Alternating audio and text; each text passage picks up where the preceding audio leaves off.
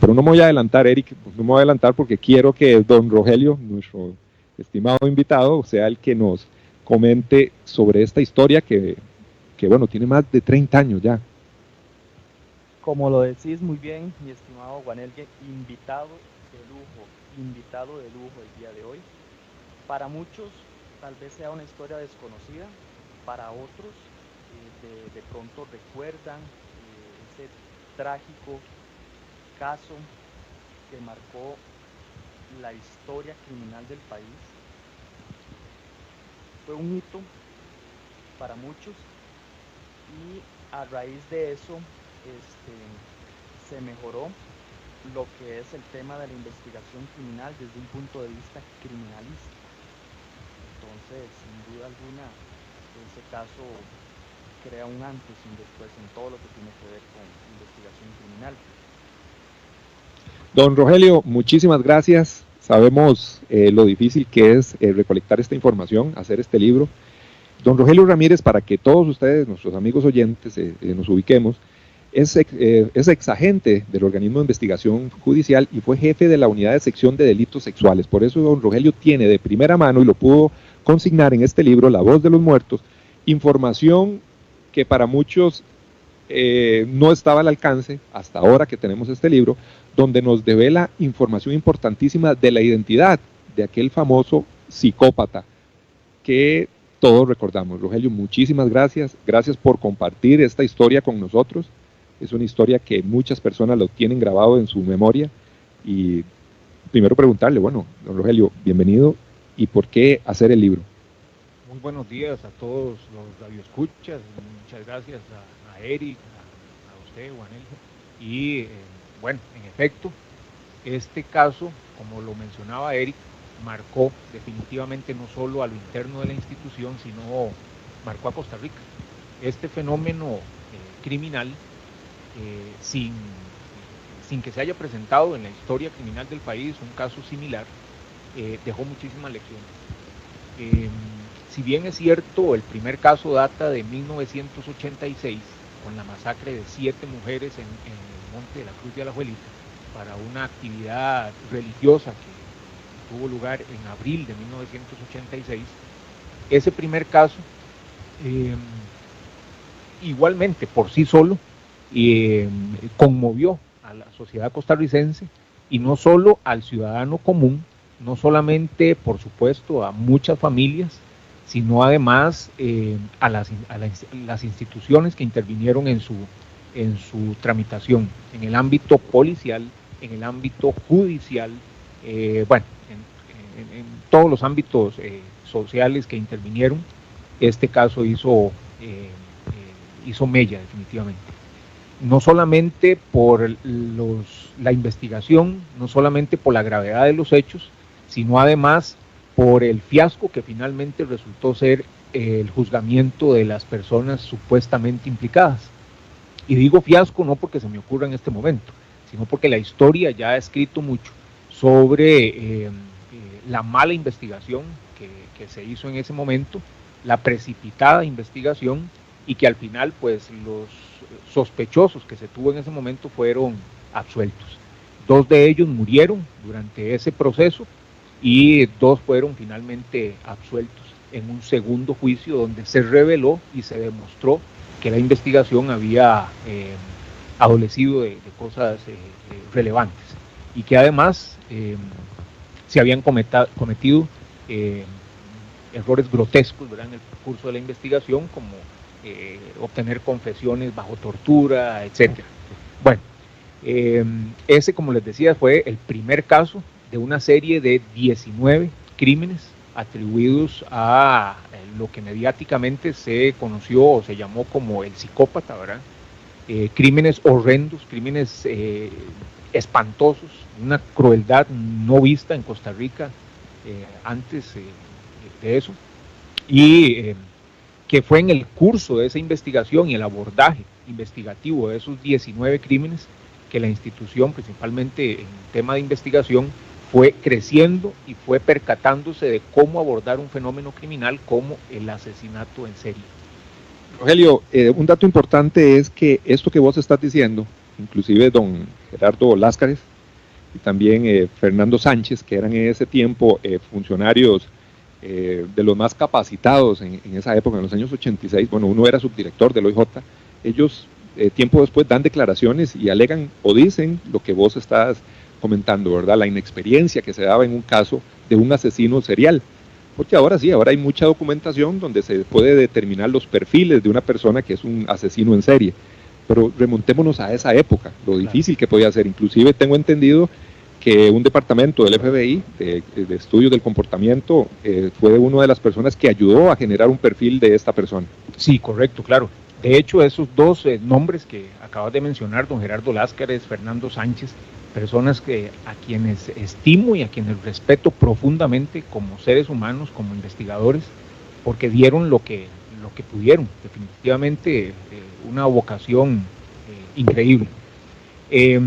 Recordemos que el periodo de actividad de ese homicida en serie fue de 1986 a 1996, fueron 10 años, y en el curso de esos 10 años no fue sino a través de ese camino tortuoso por entender, por comprender qué era lo que estaba pasando, fue hasta el cuarto o quinto caso que se empezó a sistematizar la información y a analizar la información como lo que era, una serie de crímenes vinculados, no solamente por una huella balística o una coincidencia balística, sino además por modo de operar y por la famosa firma, como se dice en temas criminológicos, la firma del homicida, que era una crueldad sin precedentes, que era un actuar completamente sádico, encaminado directamente a una motivación sexual.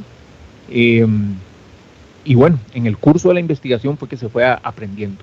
Entiendo que el licenciado Fernando Sánchez y don Gerardo Láscares participaron de lleno en una parte de esa investigación. Don Gerardo estaba de subdirector general para el momento en que, por coincidencias, tuve que involucrarme en la última etapa de esa investigación. Algo interesante, Rogelio, es ese momento. Bueno, se dan los crímenes un 6 de abril, si no me equivoco, del año 1986. Se da el ataque a estas 7 personas. Eran 9 mujeres las que iban subiendo hacia la Cruz de la Abuelita, pero el ataque se da a 7, ¿verdad? 2 personas, 2 damas quedaron rezagadas ahí en el camino. Se da el ataque, pero bueno, se hace un juicio, supuestamente tenían 2 personas, se detuvieron 2 personas que estuvieron privadas de libertad. Sabemos que uno de ellos era el famoso Tres Pelos, así le decían, y el otro, si no me equivoco, ahí me corregís, Viruta, que era menor de edad. Ese era Arnoldillo. Arnoldillo, perdón. Sí. Entonces, ¿en qué momento es que las autoridades judiciales dicen, bueno, esto no es aislado a lo que está pasando, o empiezan a determinar que el mismo psicópata, o ya cuando se determina que es un asesino en serie, se le atribuyen esos delitos que se creían que eran de otro tipo de delincuente? Sí. El tema fue precisamente que en ese primer caso, el fiasco, los errores en la investigación tenían mucho que ver con las limitaciones técnicas, por supuesto, eso es indudable. El tema es que la policía en ese momento cedió a las presiones. En ese momento la policía recurrió a identificar a los sospechosos de siempre, como dicen, ¿verdad? A los que tenían a la mano. Esos eran los famosos de esa época. Exactamente. Eran personas que además sumaban algunas circunstancias ciertamente interesantes. Los 4 sospechosos identificados en 1986, Galleta, Viruta, Arnoldillo y Tres Pelos, habían sido relacionados con un robo de varias armas de fuego. Y dentro de esas armas de fuego estaba una M3.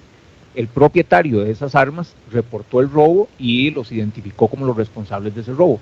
Al haberse descrito una M3 entre todas esas armas robadas, pues obviamente surgía el interés por investigarlos, pero de ahí a tratar de culparlos por esa masacre había mucho trecho. Rogelio, en algún momento te escuché mencionar en otro programa que en aquel entonces existía una presión social por descubrir quién era ese psicópata, esa persona que venía asesinando gente. ¿Qué tanto influyó esa presión de la gente en las autoridades del momento como para poder cometer esos errores o para poder enfocar la investigación hacia esas personas. Definitivamente, eso es indudable. La presión causó efecto en la institución y llevó a cometer errores, definitivamente. ¿Por qué digo eso? Porque en realidad en Costa Rica no había ocurrido antes y después, pero en ese momento no había ocurrido antes un crimen de semejantes dimensiones. Eran 7 mujeres, y no solo por número y por calidad de víctimas, sino por la forma en que fueron asesinadas. Fue un crimen atroz, tremendo, cobarde, y por lo que se pudo ver en el sitio, había sido muy bien planificado.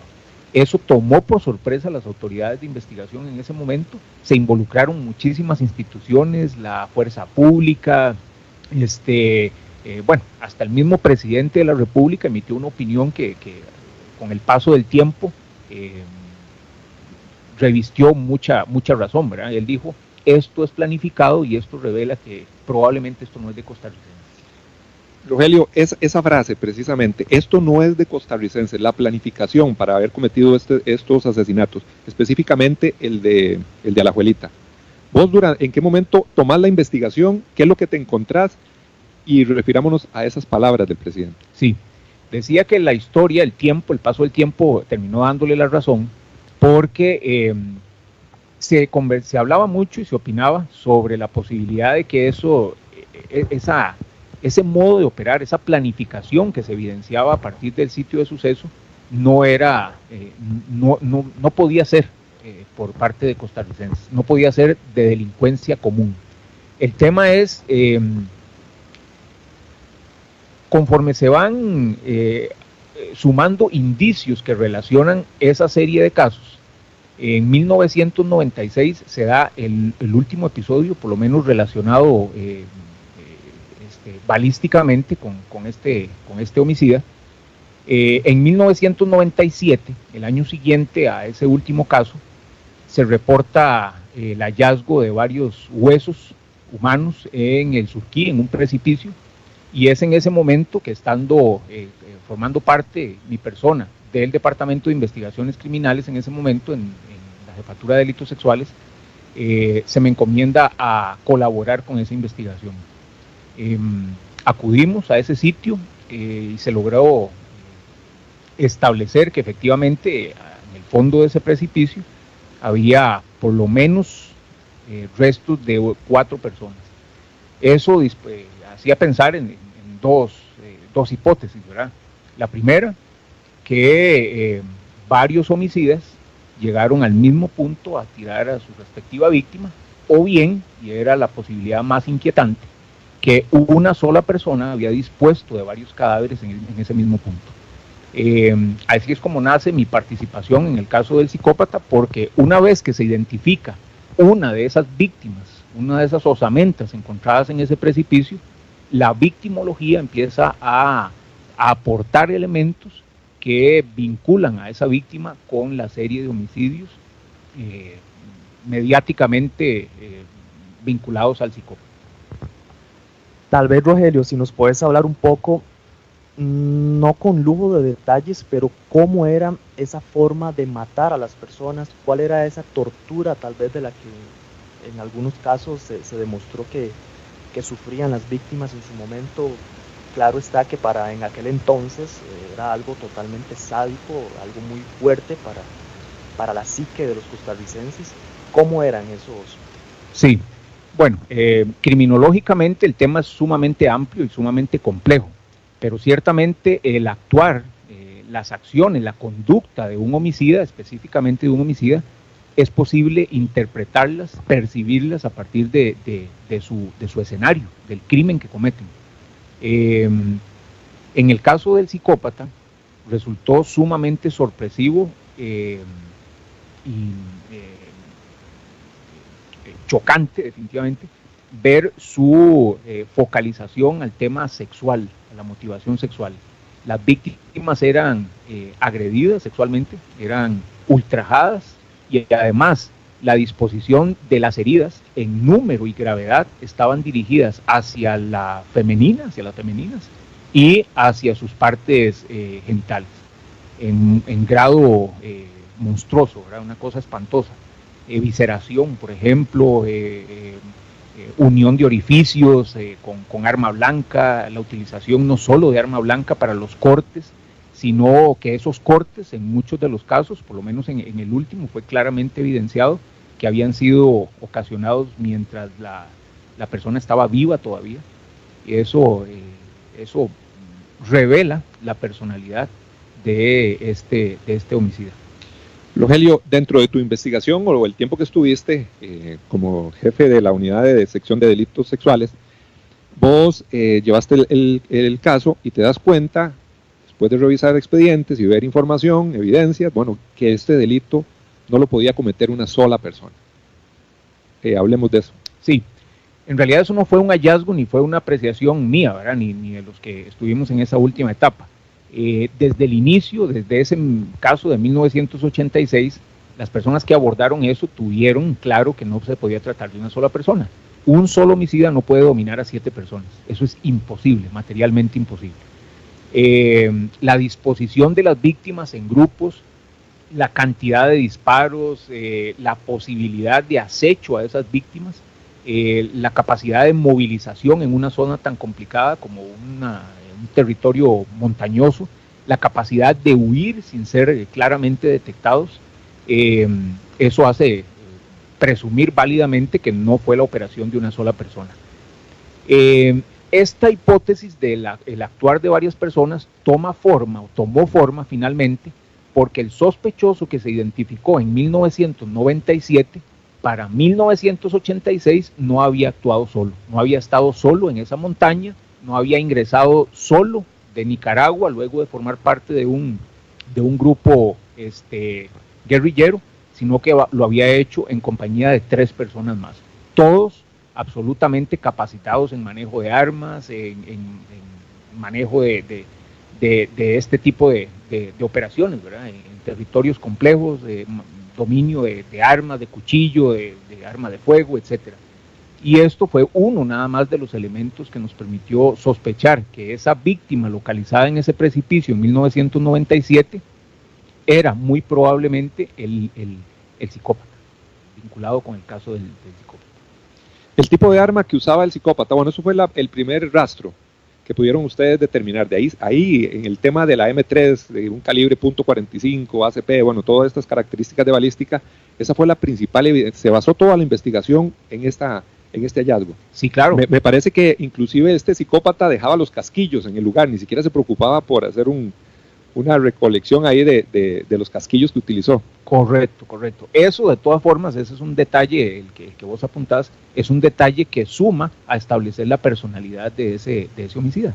El hecho de que no se tome la molestia de limpiar la escena de esos indicios, eso lo que revela es un interés por parte de ese homicida para que se relacionen, para que se vinculen tantos casos como haya cometido.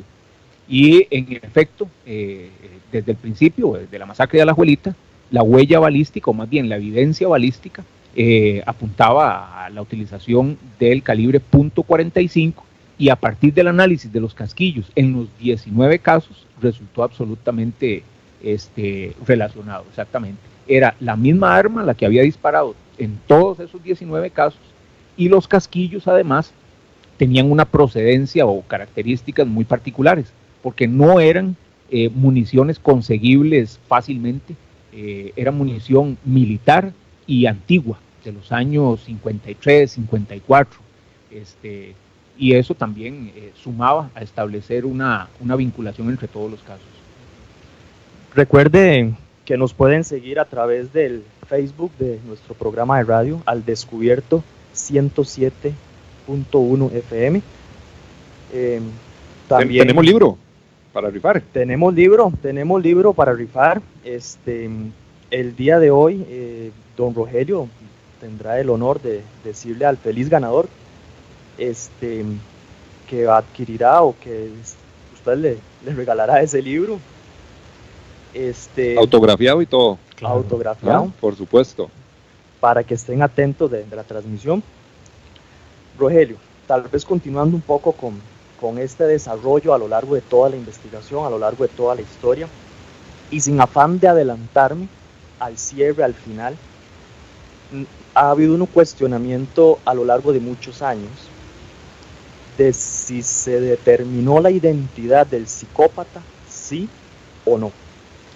Policialmente fue absolutamente esclarecido ese caso y sí se conoció la identidad del psicópata, no solamente de la persona que siguió actuando después de abril de 1986, sino que se logró la identificación de las 4 personas que actuaron en 1986. Y ese es un detalle muy importante. El tema de por qué no trascendió públicamente las identidades como tal, o que no se informó cómo resuelto el caso, son temas, decisiones jerárquicas en ese momento de la Dirección General del OIJ para ese momento en que se resolvió el tema, ¿verdad? Solamente acotar, ¿verdad?, que una de las lecciones de todo este caso es que cuando entran pasiones que no necesariamente tienen que ver con el trabajo y entran a jugar celos profesionales en una institución, ese es el resultado, ese es el probable resultado, de que se vaya a dejar sin respuesta a víctimas, que se vaya a dejar sin respuesta a ofendidos, y eso no es tolerable, ¿verdad? Rogelio, y antes de ir a la pausa, y es que es interesante porque la mayoría de los costarricenses desconocen que el caso del psicópata, pues, se pudo esclarecer la identidad del sujeto. Pero vamos a ir a la pausa. Pero recuerde, vamos a estar regalando un libro de don Rogelio Ramírez, vamos a rifarlo a la gente que participe también de nuestro WhatsApp al 89963096, también por Facebook. Don Rogelio nos trae aquí un libro, La Voz de los Muertos, tendrá el agrado de dárselo con dedicatoria. Eric, vamos a ir a la pausa, vamos a una breve pausa y regresamos con don Rogelio Ramírez aquí en su programa Al Descubierto. Así es la verdad y así es la información. Y aquí queda Al Descubierto. Al Descubierto. En breve estamos de vuelta. Estos son nuestros convenios comerciales. Al Descubierto.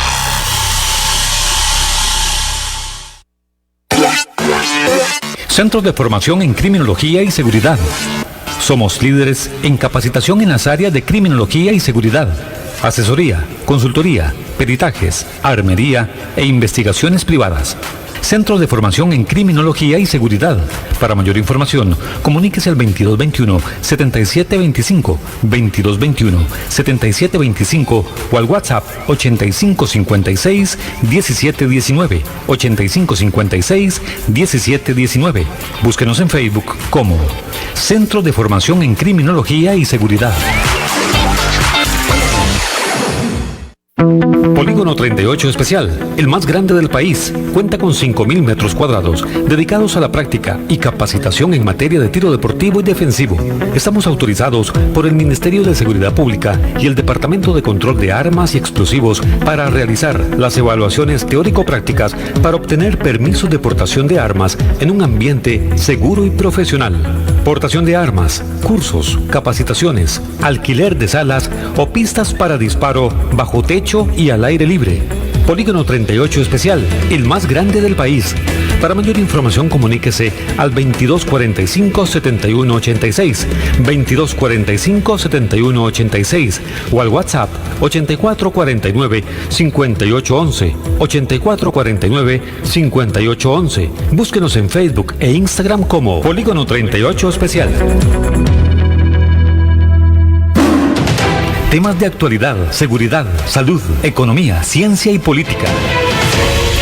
Porque la información es poder. Esta queda al descubierto todos los días, de lunes a viernes, de 10 a 11 de la mañana. Por Radio Actual 107.1, la FM de Costa Rica. Al descubierto. Hay más temas que tocar en el espacio de hoy. Para poder dejar la información al descubierto. Al descubierto.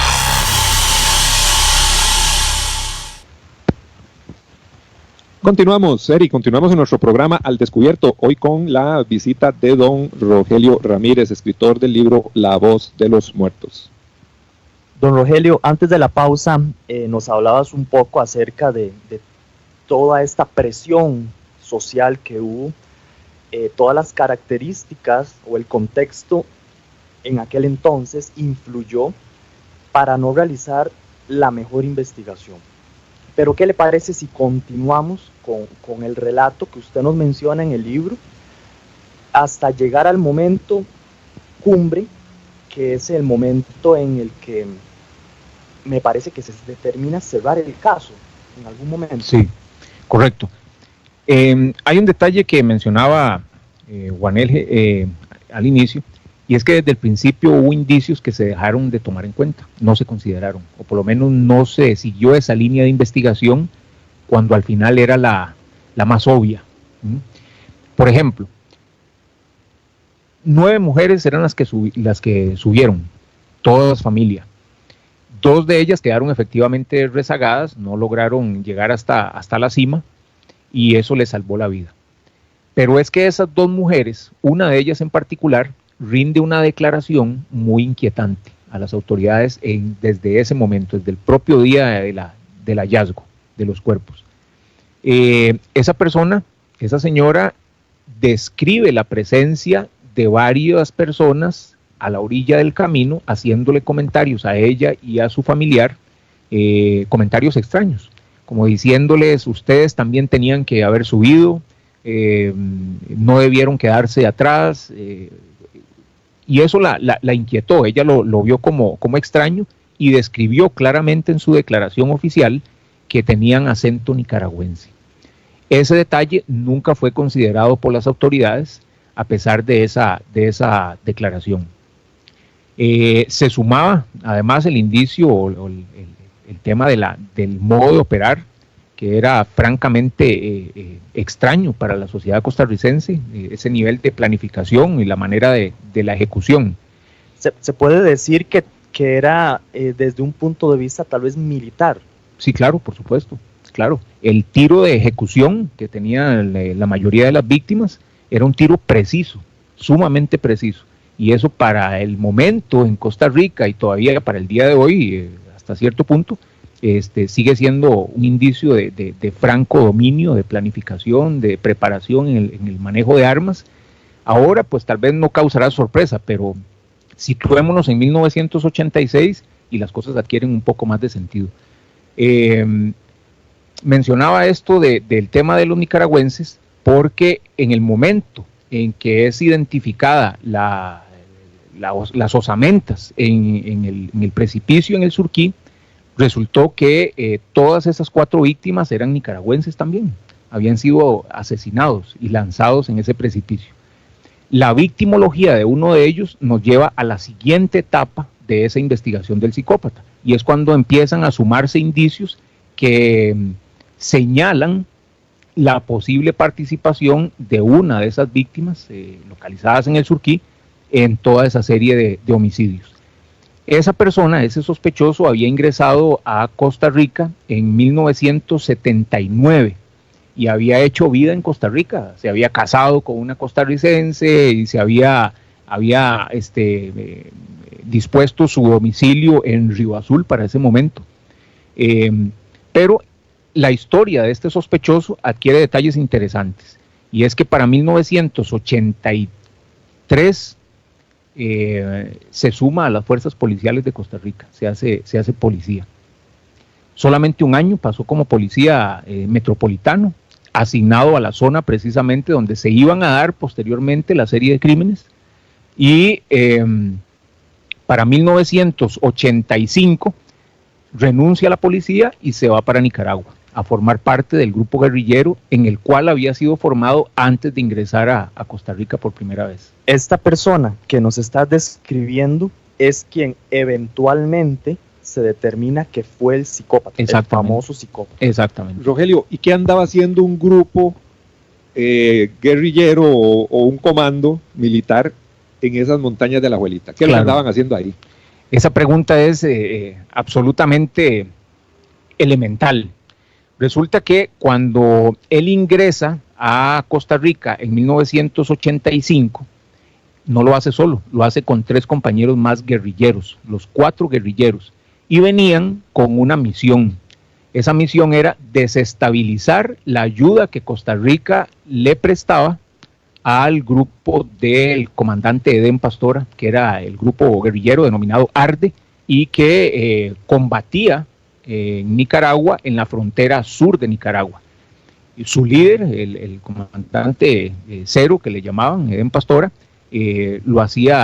dirigía ese grupo desde Costa Rica, y es a través de Costa Rica que ese grupo recibía todos los insumos, ayuda humanitaria, dinero, armas, etcétera. Rogelio, ¿se podría decir de alguna manera que toda esta serie de homicidios a cargo de esta persona o de estas personas fueron ordenadas desde otro lugar?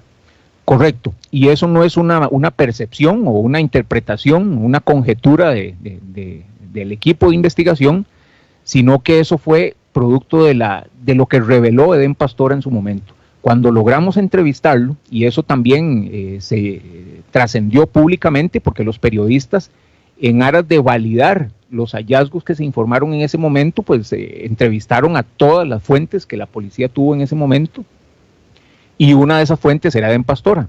Edén Pastora dijo recordar perfectamente a esas 4 personas que habían ingresado a Costa Rica en 1985 y las denominó como la quinta columna. Y cuando se le preguntó, bueno, ¿qué es la quinta columna? Uno en esos temas militares y demás, uno peca de ingenuo, ¿verdad? Y mucho más en ese entonces. Y él nos dijo que esas personas habían sido infiltradas, preparadas por la CIA en Nicaragua, y que habían sido infiltradas para dar un golpe en Costa Rica que se atribuyera a los guerrilleros del ARDE, y con eso se desmovilizara el grupo y se desmovilizara la ayuda, y por lo tanto se terminara el ARDE como tal. Y eso efectivamente sucedió. Luego de la masacre de Alajuelita en 1986, los campamentos y los hospitales que había en esa montaña, en Alajuelita, fueron movilizados y fueron absolutamente disminuidos.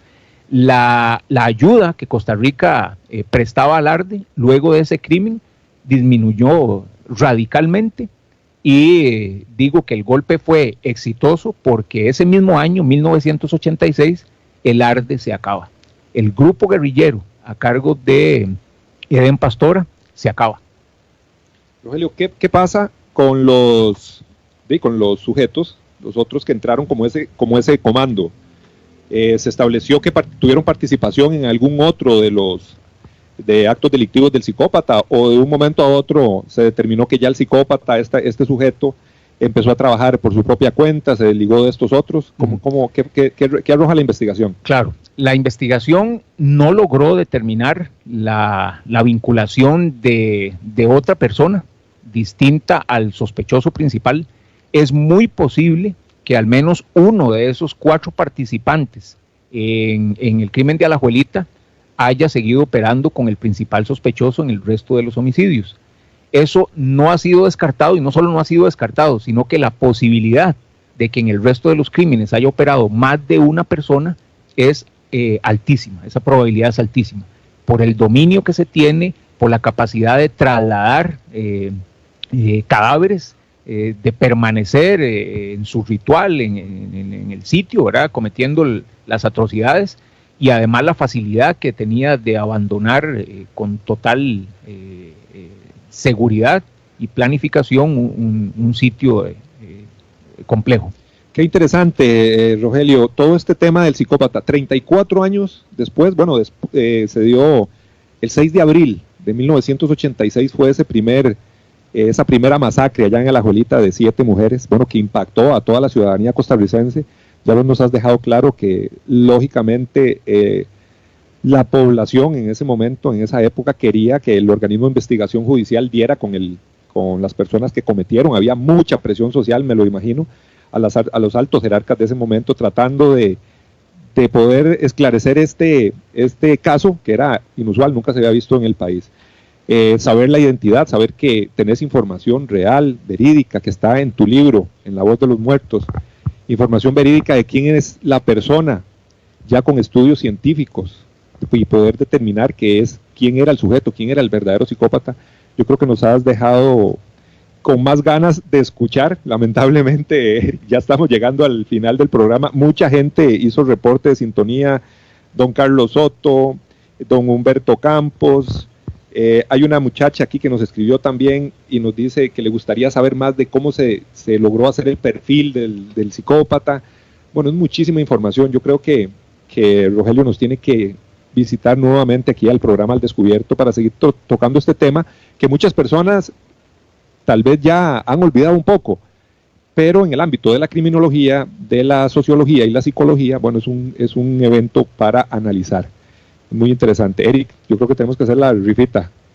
Sí, lamentablemente el tiempo nos gana. Este es un tema que podríamos pasar aquí 24 horas seguidas hablando del tema.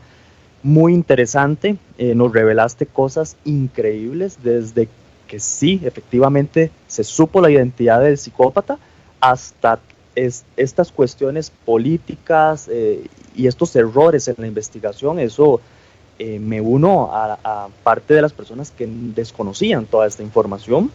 Aquí, bueno, Rogelio nos trajo una imagen del pasaporte de el señor. Vamos a ver aquí. No dice el nombre. No, en esa no dice el nombre. ¿Okay? De quien figuraba como psicópata. Vamos a ver, aquí tenemos información, tenemos fotos, tenemos la licencia del sujeto. Vamos a ver si seguimos viendo. Bueno, si ustedes pudieran ver lo que tenemos aquí y nos ha traído don Rogelio referente a la identidad del sujeto. No solo se logró identificar quién era en su nombre, en sus apellidos, además tenemos fotos de quién era él. Aquí no encuentro el nombre. Qué complejo, lo hablábamos ahora en off, ¿verdad? Qué complejo es tratar de abordar este tema en tan poco tiempo, porque tiene muchísimas aristas, desde la sociología, la criminología, la criminalística, el ámbito jurídico, en todas las áreas posibles, socialmente hablando, tiene injerencia, definitivamente, claro. Y si abordamos el tema, o pudiéramos abordar el tema de las víctimas, el tema de los perfiles criminales, el tema de la firma como tal de los homicidios, la motivación, etcétera, es muy amplio y imposible en tan poco tiempo, ¿verdad? Imposible. Bueno, aquí estamos viendo la licencia de conducir, licencia C1, es un transporte público, ¿verdad?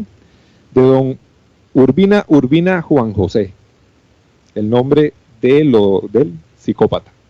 Exactamente. Y así lo devela don Rogelio Ramírez, toda la investigación en su libro La Voz de los Muertos. Rogelio, ¿dónde puede conseguir las personas que nos escuchan, que nos están viendo por redes sociales, dónde pueden adquirir el libro? El libro está disponible en Amazon, en línea, ¿verdad? En librería internacional y librería francesa.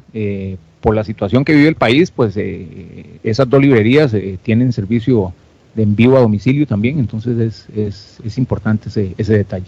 Y la persona que fue la ganadora del libro, teníamos muchas personas. Participaron alrededor de 450 personas por las distintas redes sociales de Al Descubierto, pero lamentablemente solo podemos elegir a una que se llevará con muchísimo gusto el libro de don Rogelio autografiado. Estaremos contactándola. Don Rogelio, por favor, nos regala el nombre del feliz ganador. Sí, bueno, muchas gracias a todos los radioescuchas. Indudablemente vamos a tener oportunidad de ampliar. El ganador del libro, con muchísimo gusto y un placer, un honor para mí, Andrés Bejarano.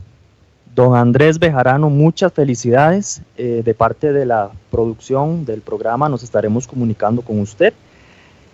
Y sin más por el momento, lamentando que el tiempo nos queda corto, me despido por el día de hoy, esperando que a todos los que nos sintonizan a través de las distintas plataformas hayan disfrutado de esta charla, de esta historia, y nos vemos mañana, si Dios así lo permite, a través de su emisora 107.1 FM. Muchas gracias. Temas de actualidad, seguridad, salud, economía, ciencia y política. Porque la información es poder, esta ha quedado al descubierto. Al descubierto. Aquí y ahora, las noticias del momento en Actual FM. Empresa Riteve aclara que como parte de las modificaciones para cumplir con las medidas sanitarias y los cambios de horarios que ha aplicado en los últimos días, por ejemplo el de 8 de la mañana a 5 de la tarde,